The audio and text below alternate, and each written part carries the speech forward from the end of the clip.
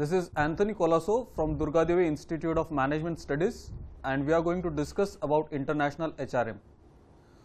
We would be trying to understand what international HRM means, what is the key difference between domestic and international HRM, and what are the key factors that moderate these differences. As you would be aware, organizations of today are dynamic and there is a constant change that is happening. Things that happen in one part of the world impact or have a bearing on things that are happening in other part of the world. A lot of things have changed with the advent of globalization. Companies that existed in one particular country are no longer existing in silos, but they are existing across the borders, existing across the globe. We have examples like Amazon, IBM, where they have gone on to have presence in not only just a single countries or single continent, rather multiple countries, thereby increasing the demand of people who are required to run the operations in those countries.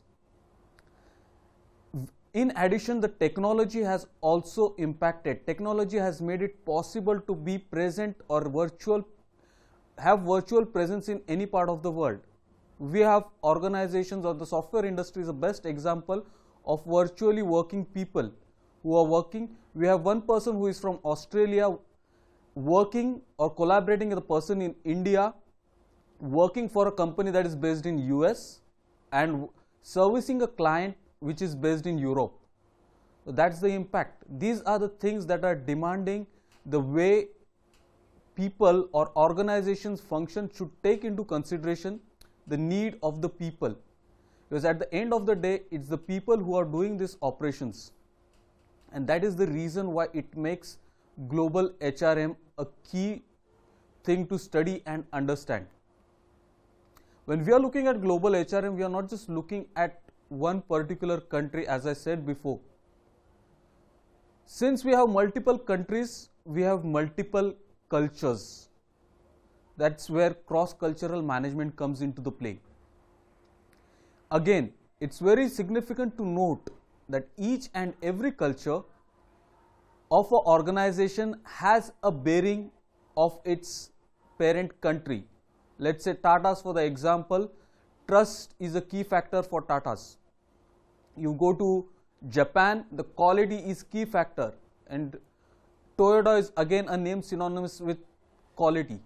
Now, it's very clear and evident that the cross-cultural management is to the fore. Whatever is the culture of the country has an impact or bearing on the culture of the organization.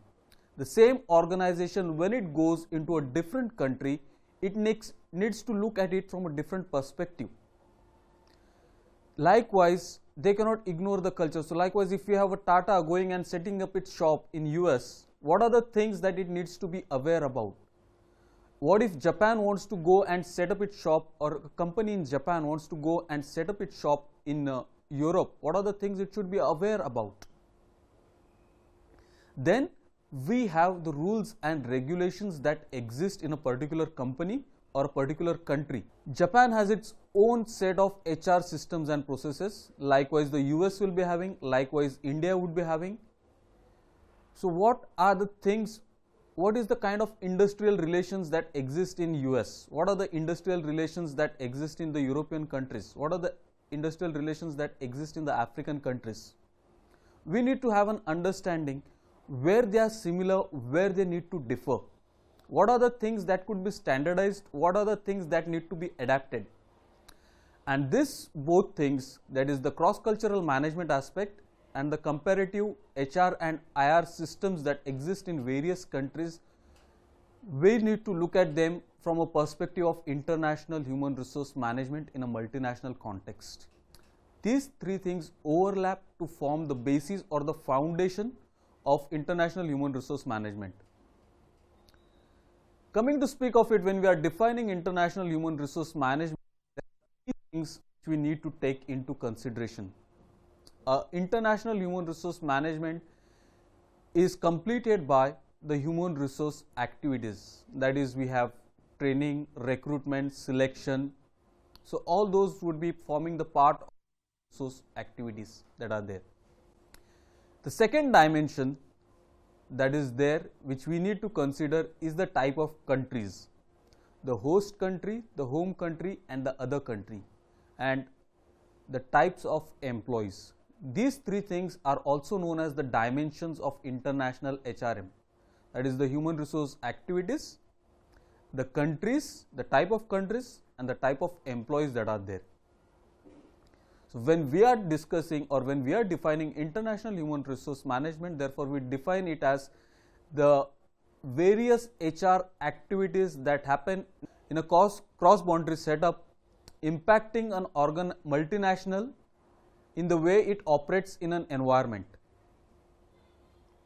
Now, we need to understand three things, that is, who exactly is the host country national, who is a parent country national and who is a third country national.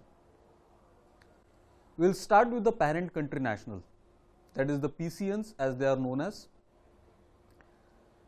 Let us take an example of IBM is a company that is headquartered in US and it is having its presence in India.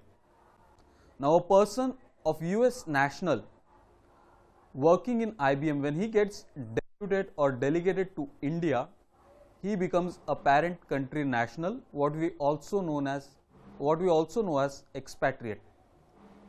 So, a person from IBM coming and working in India becomes a parent country national.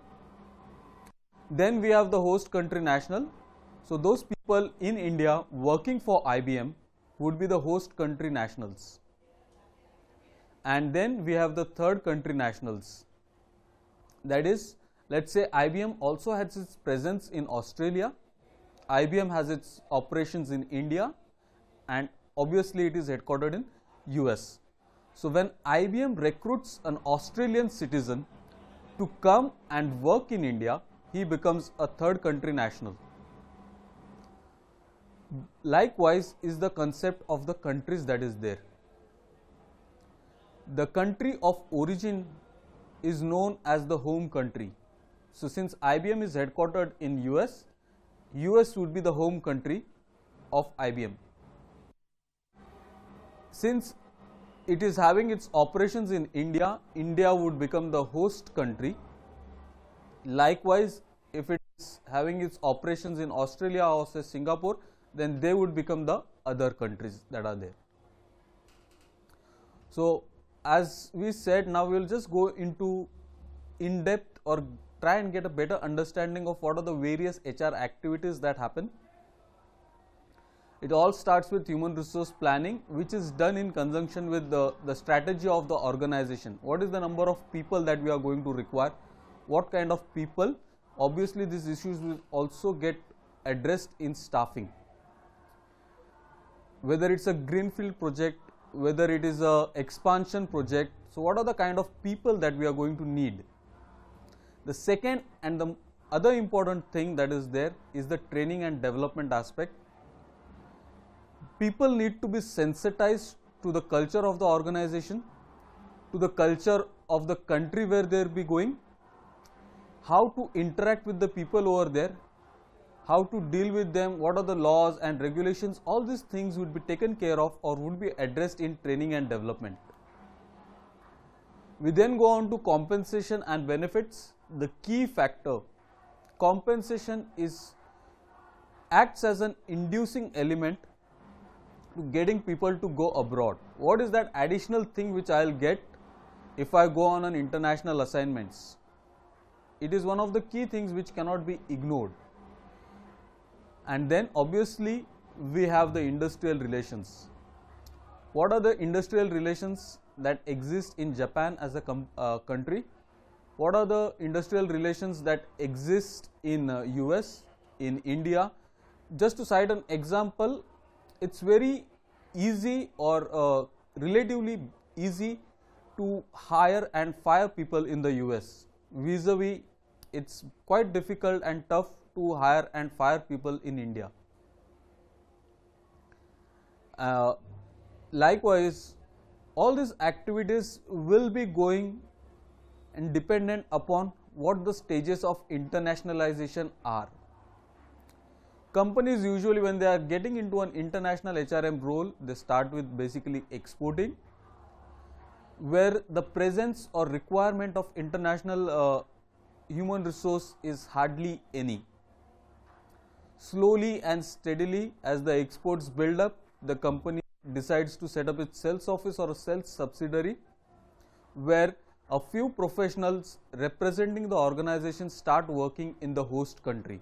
Host country again is the country where the people from the parent country will be working.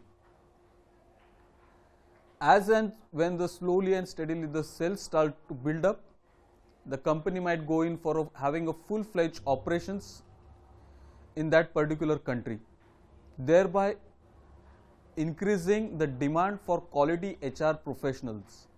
At this point, we also need to know and understand that the need for quality HR professionals is very big, because there are hardly any professionals available, or those who are available are handful few.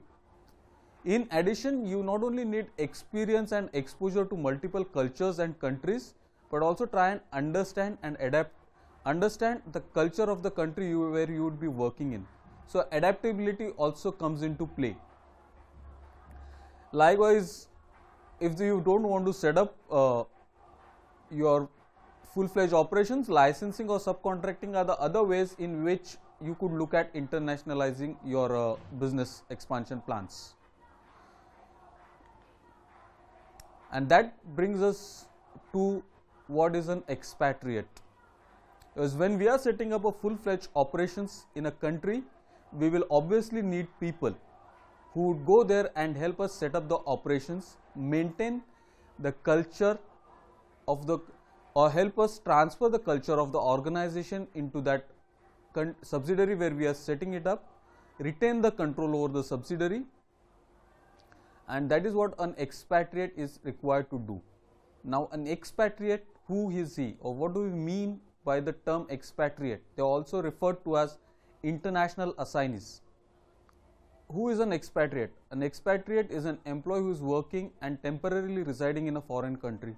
It is very critical to note and understand that the person should be working and temporarily residing in a foreign country.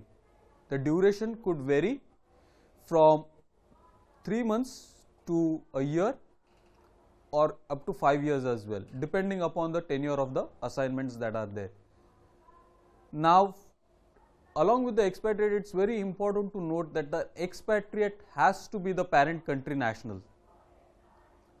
As it is shown in the diagram over here, okay, a parent country operations, if a person is going into subsidiary, let's say subsidiary B, to take charge and run the operations of subsidiary operations in country B, then that person becomes an expatriate.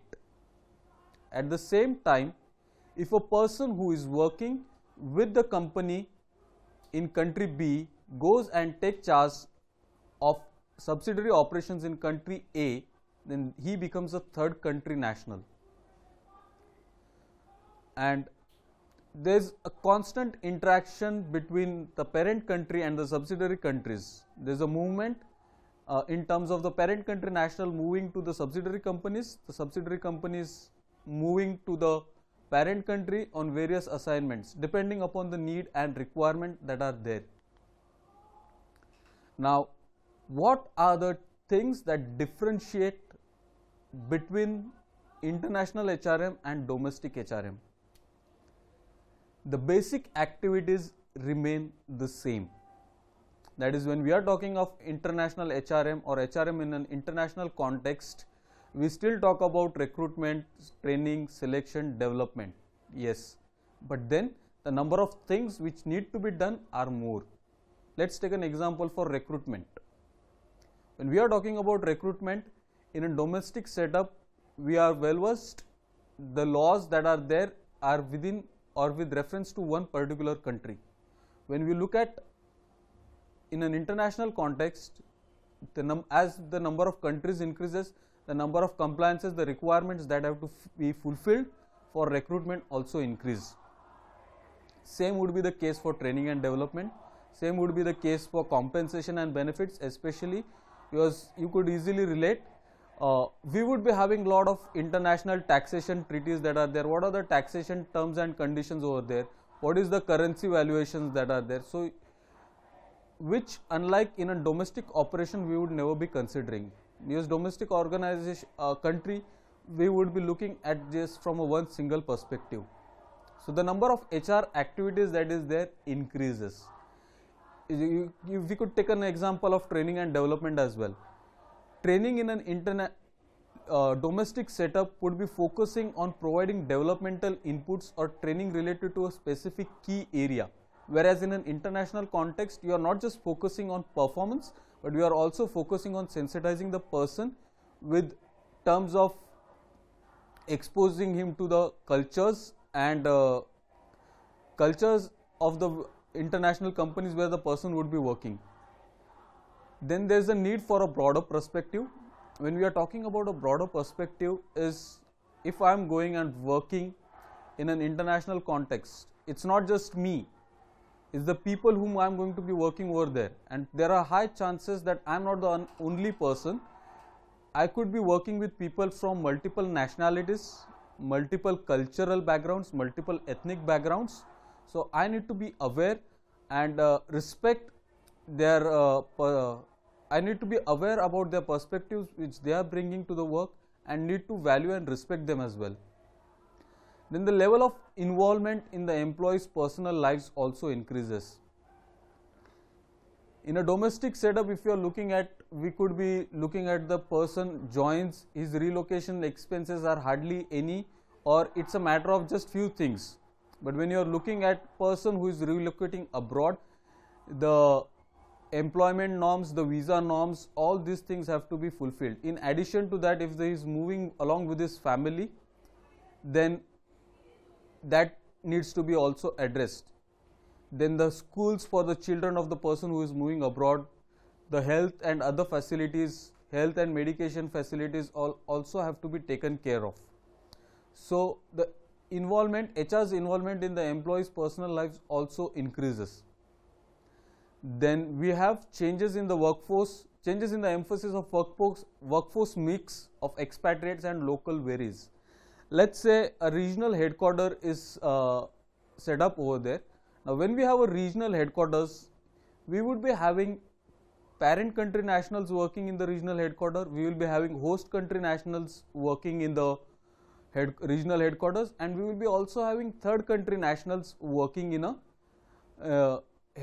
regional headquarters. To cite an example, let's say Toyota has its regional headquarters in India, and this regional headquarters looks after, let's say China, let's say Nepal, Sri Lanka, and other neighboring Southeast Asian countries. What we will have in this context is person from Japan, the parent company working in India. We will have people from Nepal who would be the third country nationals, people from Sri Lanka again who would be the third country nationals, and we will have people from India who would be the host country nationals. So we have a workforce mix that is coming from various regions and various countries and communities. Then the risk exposure that is there. The cost of managing a particular employee is, let's say if it's X, then the cost of managing an expatriate is 3 times or 5 times the cost. In addition, we also have to consider the broader external influences. The risk exposure and the broader external influences are both connected and interdependent. We are all aware about Operation Rahat, which the government of India carried out, whereby it had to evacuate 5,000 people residing in Yemen. It was because of political instability, but then people where they are working, probably you could take an example like Iran and Sudan, where ISIS is having its presence, the exposure to terrorism. So these are the key things which also need to be addressed.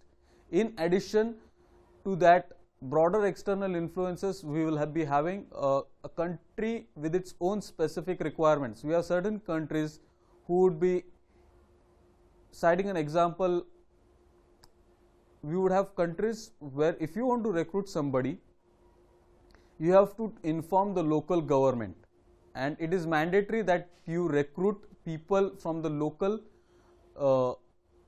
country itself or the host country.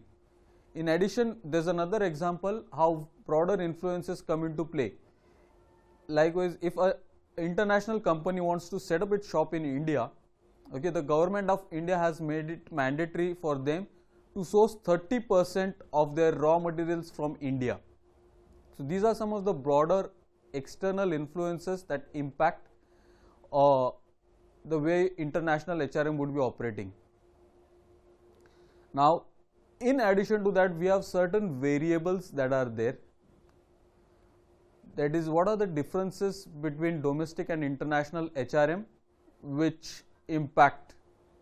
So we have the cultural environment, the industry within which the multinational is primarily involved.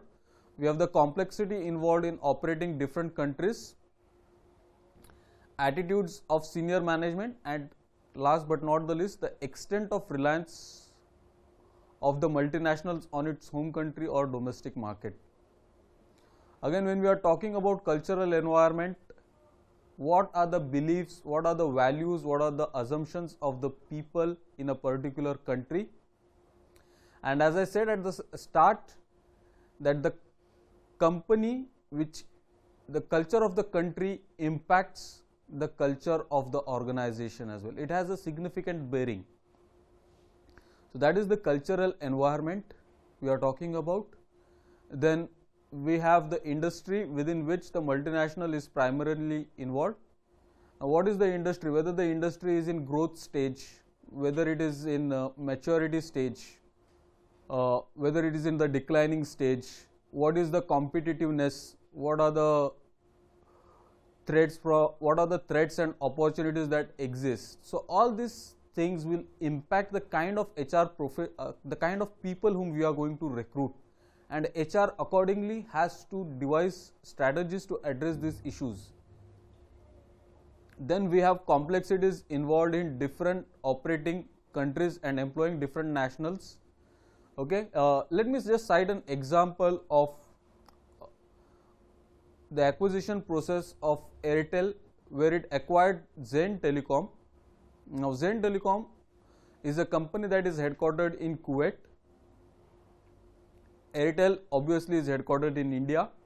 The deal was done for South Africa and for the African continents involving Zen Telecom's operations, for which Airtel incorporated a subsidiary in Netherlands. Now, if you look at it, we have already 4 countries involved in one single transaction. It is just a simple acquisition or a merger process of Zen's telecom operations by Airtel. But then if you look at the 4 countries that are involved, it increases the complexities. With these 4 countries, we have the laws of these particular 4 countries that are there. We have people from these 4 countries with different ethnic backgrounds, religious backgrounds, cultural backgrounds that are there. We have different laws, taxation, treaties that are there, which are going to come and play. So we can imagine the kind of complexities that are going to be involved. Attitudes of senior management. What is the attitude of senior management towards the subsidiary country or the country where the subsidiary is going to be set up? Do they have a feeling of inferiority? That is, they believe that they are superior, they have an ethnocentric orientation, or do they really value the market? Do they have the skills and expertise to understand the market environment in the subsidiary country? That will impact the way they interact with the subsidiary company. So that is about attitudes of senior management. An example of this could be Apple did not consider India as a prominent market till of late. Then we have the extent of reliance of the multinational on its home country or the domestic country market. This point is much elaborated by this particular study which was conducted, by the United Nations Conference of Trade and Development. They have an index where they identify countries who are having multinational or rather transnational presence. Now, if you look at it, there is hardly a US company in the top 10 multinationals that exist. Now, why is this so? This has something to do with the extent of reliance of the multinational on its home country or the domestic country market. The US in itself is a very big market, and if you take Canada and Mexico, then the market potential is huge. So most of the US multinationals are focused on this particular region because the kind of business and volumes they get is significant to suffice their operations. Apple has been very strongly focused on the US market for that matter. Now, if you come to the other countries that are there, that is Switzerland in region, or Sweden or Belgium, these are relatively smaller countries. Though the economy is well developed in these countries,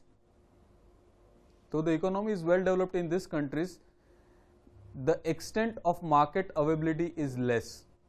That is the reason why these people will be focusing more on international markets, because the scope to grow, if they want to grow and survive, it has to come from nations abroad.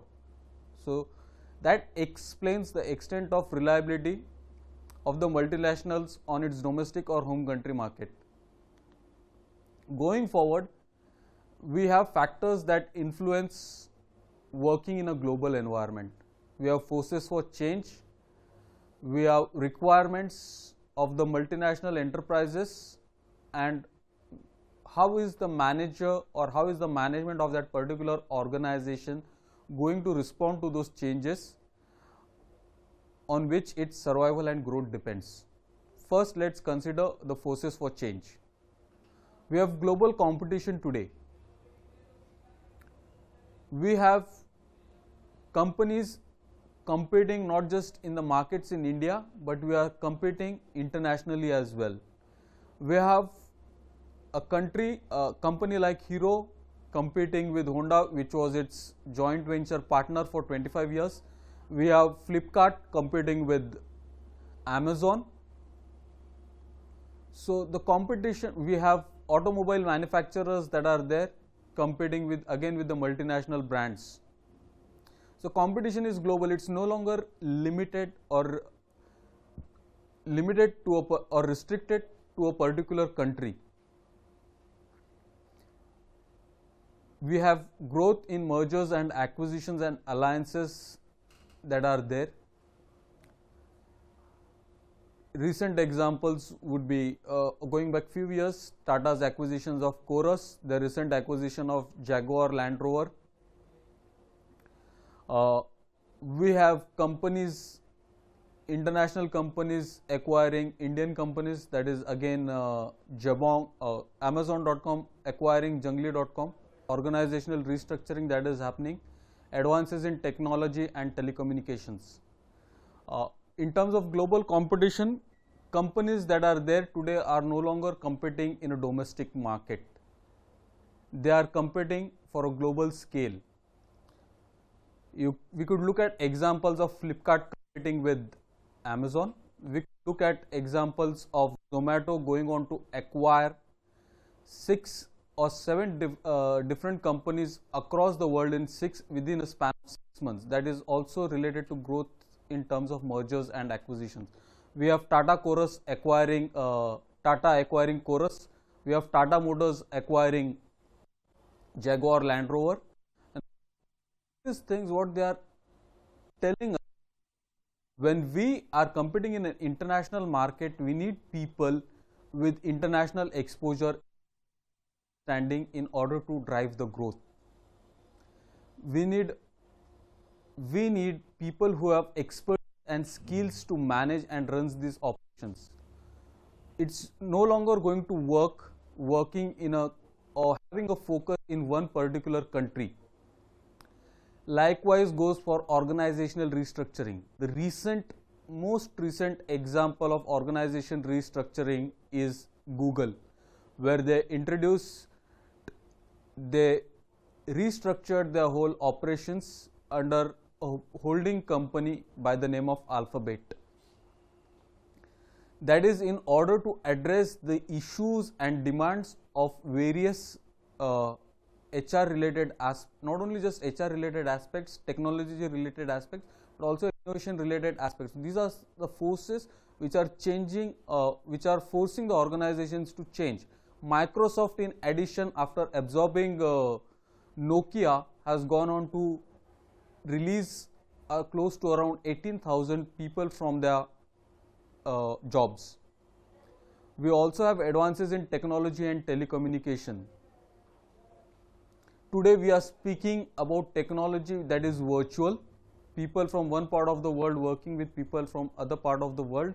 We are talking about telemedicines, we are talking about internet penetration, we are talking about payment gateways, we are talking about mobile payments or payment banks. Again, this is bringing in whole new focus and whole new set of demands that are there. We are looking at going digital. Again, the skill sets and the expertise that would be required would be totally different from what we are having today. So that also enhances the need for international HRM. How this impacts the multinational management is obviously, yes, they need to be flexible. The knowledge sharing has to be there. Technology and telecommunication has ensured that knowledge sharing does happen. Then the transfer of competence, that is, what are the skill sets of the parent company. If it is quality, whether the subsidiary company is able to deliver on that. If it is trust and ethics, whether the subsidiary company is able to deliver on that. If it is the manufacturing process and engineering precision, whether the subsidiary company is able to deliver on that. And not only just the subsidiary company being able to deliver it or not, but it is also equally important that the multinational parent is able to transfer the competence or transfer its learning to the local subsidiary company. And last but not the least, what is a foundation or key thing for international HRM is the local responsiveness. How well versed is the organization or the multinational enterprise that is there with the requirements of the local people, not only in terms of the culture, not only in terms of the lands of the laws, it is in totality, how the people work, they interact, what are the societal things that are there, what makes or breaks them, what motivates them, what are their aspirations, all these things need to be taken care of. So a multinational working in an international HRM setup needs these things to go forward. And this is precisely what will help the multinational or the management of a multinational enterprise to cater their or make their responses. That is, they will have to develop a global mindset. Now, when we are looking at a global mindset, we are not just looking at one particular thing, but we are looking at people who understand that the next big thing could come from any part of the world. They respect various cultures, they respect various people. Like Google is another prime example. Google has a person who is of Indian origin who was named as its CEO. That's a global mindset. We have people who are born and brought up from a different background altogether than the parent company, going on to take charge at the parent company. Then what are the informal control mechanisms which the organization can, through which the organization can retain control? They need to be validated as well, because the informal control mechanisms work best. What is the kind of understanding that the manager has, not only in terms of rules and regulations, but an informal way?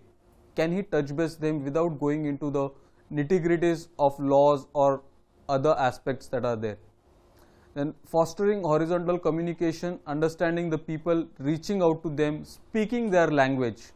It has been again a proven fact that expats who have got hold of language of the subsidiary company or the subsidiary country have been able to do much better in terms of their not only growing the business but adapting to the local culture, rather than expats who have refrain from understanding the language or the local culture. Again, the demands of an international assignments are going to be heavy.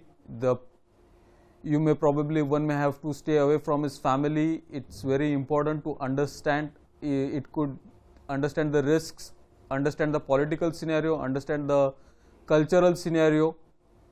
And then when you are working with cross-border and virtual teams, you need to understand the dynamics that are there.